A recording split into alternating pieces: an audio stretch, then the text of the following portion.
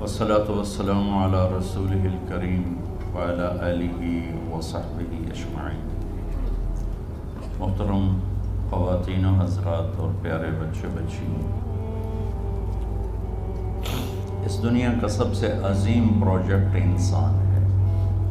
اس کائنات کا سب سے بڑا منصوبہ انسان ہے۔ اس کائنات میں سوائے انسان کے، اگر انسان نہ ہو تو اللہ کے لیے کوئی ریفرنس نہیں ہے۔ اللہ کو اللہ ہے، اللہ کیا ہے، اللہ کیسا ہے، پوری کائنات ہو اور انسان نہ ہو تو اللہ کا تعارف نہیں ہو سکتا۔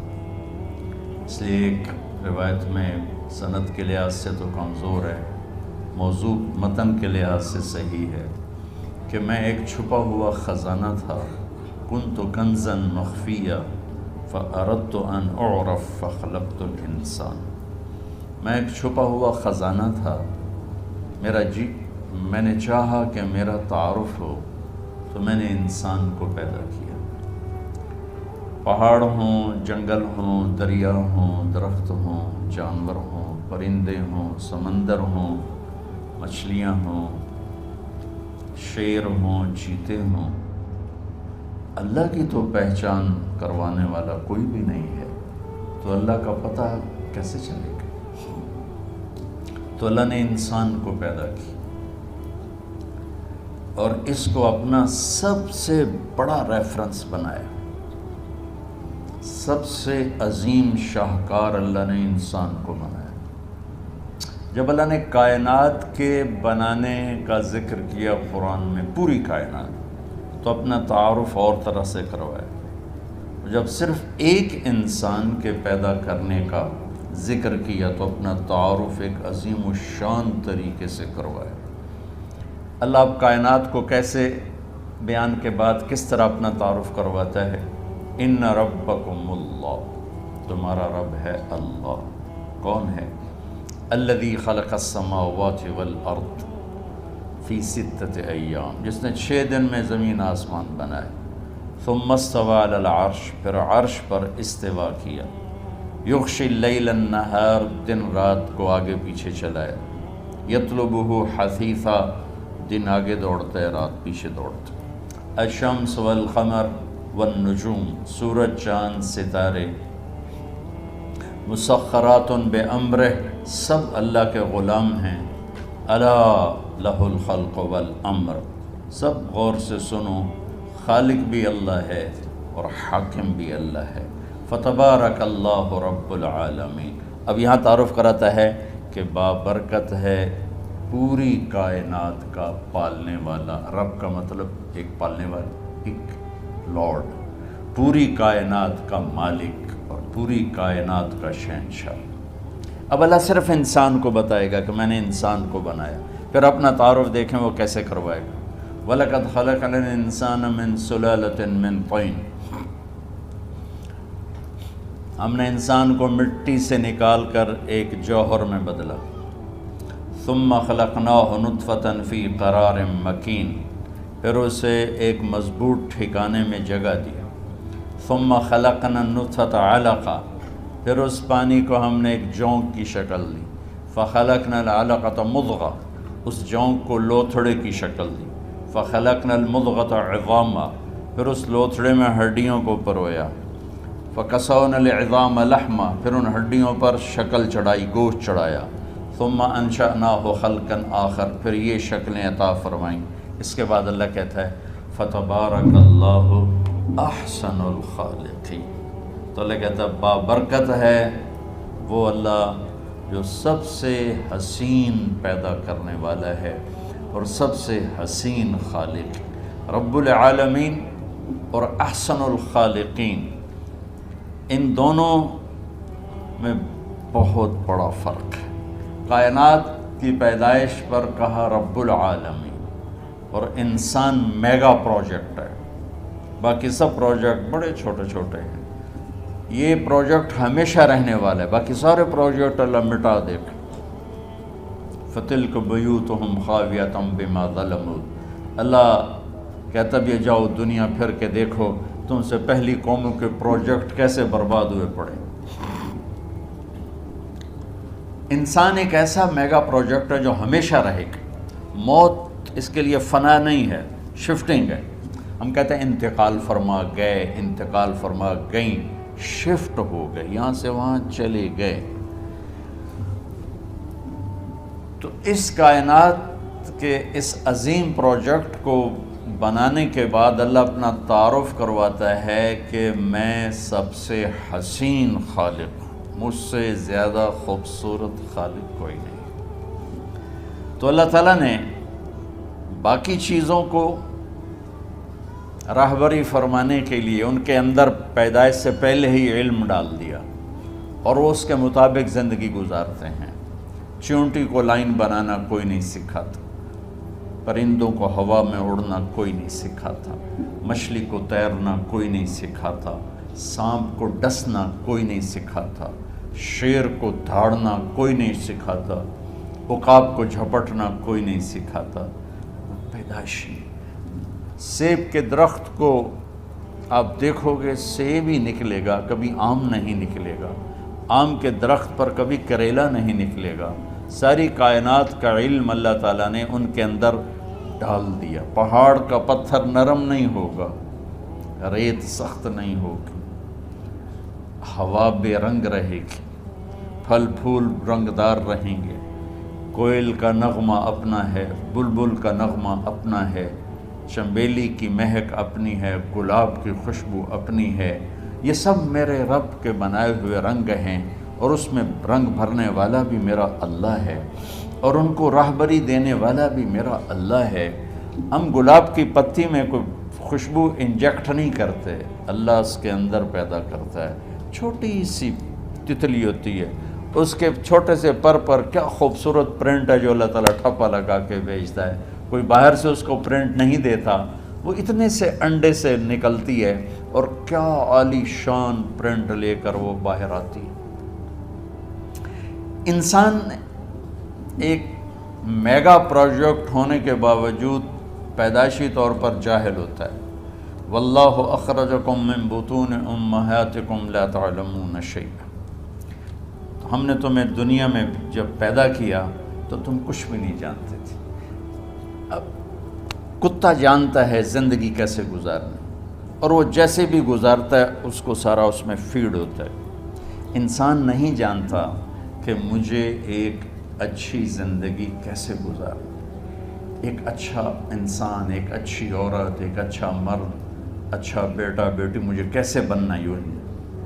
اس کے لیے پھر اللہ تعالیٰ نے انبیاء کا سلسلہ جاری فرمایا، 1,24,000 انبیاء، اور سب سے آخر میں اللہ تعالیٰ نے جناب رسول اللہ صلی اللہ تبارک و تعالیٰ علیہ وسلم کو بھیجا۔ آپ کی آمد تو ہوئی 571 عیسوی میں، لیکن آپ کی آمد کا اعلان پیچھے سے ہو رہا تھا، پہلی کتابوں میں اعلان ہو رہا تھا۔ ہر نبی کو کہا جا رہا تھا کہ آخری نبی آئیں گے، آخری نبی آئیں گے۔ آدم علیہ السلام اور حوا کا نکاح اللہ تعالیٰ نے جنت میں پڑھا، تو آدم علیہ السلام سے فرمایا کہ اپنی بیگم کا مہر ادا کرو۔ تو انہوں نے پوچھا کیا مہر ہے؟ تو جنت تو سونے چاندی سے بھری پڑی تھی۔ اللہ تعالیٰ نے کہا تیری نسل میں میرا آخری نبی آئے گا، اس پہ ایک دفعہ درود پڑھ دو، یہ مہر ہے۔ اتنا پہلے سے اعلان شروع ہوئے کہ ایک ہستی آ رہی ہے۔ شاید پچھلی کتابوں کی روایت آپ کو نقل کر کے چند جملے نقل کر کے بتاتا ہوں کہ آپ نے حضرت عشائیہ پہ وحی اتاری، تو عشائیہ علیہ السلام بولے یا سماء اسمعی و یا ارض انصتی، اے آسمان سن، اے زمین کان لگا، ان اللہ یرید ان یدبر امرا و یقضی شأنا هو منفذہ، اللہ ایک عظیم الشان منصوبہ ظاہر کرنے والا ہے۔ یرید ان یحول الریف الی الفلاح والملک فی الرعاء، اللہ صحراؤں کو باغ بنانے والا ہے اور چرواہوں کو بادشاہ بنانے والا ہے۔ وَيُرِيدُ أَنْ يَبْعَثَ أُمِّيًّا مِّنَ الْأُمِّيِّينَ، اور ایک نہ لکھنے پڑھنے والی قوم میں اپنا نبی بھیجنا چاہتا ہے۔ وہ نبی کیسا ہوگا؟ ہمارے نبی کی صفات کو ہم گن نہیں سکتے، ساری دنیا کے علامے اکٹھے ہو جائیں ایک ذرہ بھی اس میں سے نہیں کم کر سکتے، اتنی لامحدود ہیں۔ اس میں سے اللہ نے ایک صفت کو اجالا کر کے بتایا کہ ایک نبی آئے گا، آج سے ہزاروں سال پہلے کا اعلان سنا رہا ہوں، ایک نبی آئے گا، وہ کیسا نبی ہوگا؟ لا یقول الخنا، وہ آخری ہوگا، وہ سب سے بڑا رسول ہوگا، وہ قرآن والا ہوگا۔ کتنے تعارف ہیں، کتنے ریفرنسز ہیں، لیکن میرے اللہ نے کہا وہ ایسا نبی ہوگا کہ اس کی زبان سے کبھی ایسا بول نہیں نکلے گا جو کسی کو دکھ پہنچائے۔ میرا سارا ملک زہریلا ہو چکا ہے، اور زبانوں میں اتنا زہر ہے، لکھنے والے کے قلم میں زہر ہے، بولنے والے کی زبان میں زہر ہے، دیکھنے والے کی آنکھ میں زہر بھرا ہوا ہے۔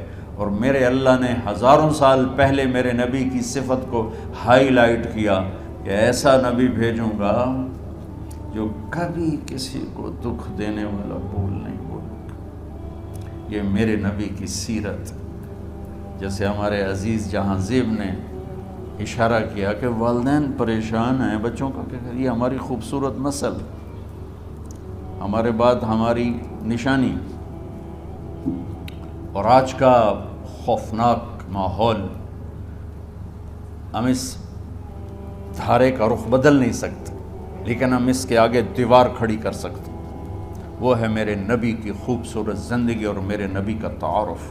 چونکہ ہر بچہ اپنے اندر اللہ اس کے رسول کا تعلق لے کے پیدا ہوتا۔ وما خلقت الجن والانس الا لیعبدون، بنانے والا کہہ رہا ہے کہ میں نے مردوں عورتوں جنات کو ڈیزائن کیا ہے اپنی بندگی کے لیے، تو ان کے تو ڈیزائن میں یہ چیز ہے۔ بہت پہلے کی بات ہے، میری کمر میں درد ہوا، 2 مہینے کا ریسٹ بتایا ڈاکٹر، چھٹیاں تھیں جون جولائی، تو سارے بچے گاؤں میں آئے ہوئے تھے، میرے بچے، بھائی کے بچے، بہنوں کے بچے، پورا ایک میلہ لگوایا ہے۔ تو اب میں مصروف آدمی، فارغ رہنا مصروف آدمی کے لیے سب سے بڑی سزا ہے۔ میں کہا میں وقت کیسے گزاروں؟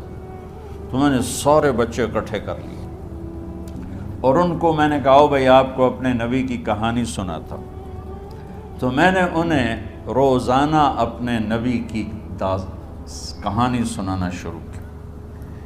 تو بچوں کی ایکسائٹمنٹ اتنی بڑھ گئی کہ 10 بجے کا ٹائم ہوتا تھا، 9:30 بجے بچے جمع ہو رہے ہوتے تھے، جلدی آئیں بابا جلدی آئیں، اور میں 1 گھنٹے کے بعد سٹاپ لیتا، بس بھائی باقی کل، کہتا نہیں اور ابھی اور سنائیں۔ آخری دن میں نے مضمون بیان کیا، آخری دن آپ کی وفات، اب تھوڑی دیر کے بعد اس کو بیان کروں، وفات۔ تو اس کو سن کر میرا بھتیجا اس وقت کو ہوگا 5 سال کا، وہ اپنی ماں کے گلے رکھ کے اتنا رویا کہ سب کو رلا دیا، کہ کہنے لگا ہمارے نبی فوت کیوں ہو؟ حالانکہ اس کو بھی پتہ بھی نبی کیا ہوتا ہے، اس کو بھی نبی کی پوری ڈیفینیشن بھی معلوم نہیں، لیکن وہ چپ ہے جو اندر اللہ نے ڈالی، وہ ایکٹیویٹ ہو رہی تھی، وہاں میسج جا رہا تھا، تو ایکٹیویٹ ہو گئی، اس نے ہچکیاں لے کے رویا کہ ہمارے نبی فوت کیوں ہو گئے۔ اور میں عمرے پر گیا تو میرا بچہ سب سے چھوٹا 4 سال کا اپنی ماں کے ساتھ سلام پڑھنے گیا، تو وہاں ضد کر کے کھڑا ہو گیا، میں نے اپنے نبی کو دیکھنا ہے، ماما مجھے اپنا نبی دکھاؤ۔ ہاں 4 سال کے بچے کو بیچارے کو تو پتہ ہی لیکن نہیں، میں نے اپنا نبی دیکھنا ہے، مجھے اپنا نبی دکھاؤ۔ تو اللہ تعالیٰ نے انسانوں کو انسانیت سکھانے کے لیے بادشاہ نہیں بھیجے، سائنسدان نہیں بھیجے، فزکس کیمسٹری جاننے والے نہیں بھیجے، انبیاء بھیجے۔ اور ہماری لاٹری میں جناب رسول اللہ صلی اللہ تعالیٰ علیہ وسلم جیسی ہستی کا نبی ہونا ہمارے مقدر میں آیا، اور اللہ تعالیٰ ان کو پہلے اعلان کر رہا ہے ایک نبی بھیجوں گا۔ کوئی اور صفت بھی تو کہہ سکتے تھے، وہ آخری ہوگا، ایسا حسین ہوگا، ایسا فصیح و بلیغ ہوگا، کہا نہیں، وہ ایسا ہوگا کہ ایسا بول نہیں بولے گا جس سے کسی کو تکلیف پہنچے۔ یہ میرے نبی، اگر ہم اپنے بچوں کو یہ سکھا دیں، ان کی زبان کا بول سیدھا کر دیں، یہ آپ کی آنکھوں کی ٹھنڈک ہیں، یہ معاشرے کی آنکھوں کی ٹھنڈک، ان کی اللہ ان کو زندگیاں دیں، ان کی شادیاں ہوں، جو اپنی اگلی فیملی کی آنکھوں کی ٹھنڈک ہیں، کہ سب سے زیادہ جو گھر ٹوٹ رہے ہیں اور پیچھے بھی ٹوٹے اور آئندہ بھی ٹوٹیں گے، اس کے پیچھے کوئی بڑے جھگڑے نہیں، صرف گندی زبان ہے، صرف یہ خوفناک زبان ہے۔ تو اللہ تعالیٰ نے جب اپنے محبوب کو بھیجا تو اعلان پہلے کرائے۔ ایک صفت اور آگے اگلی بتاتا ہوں۔ ایک زبان معاشرے کو برباد کرتی ہے، ایک تکبر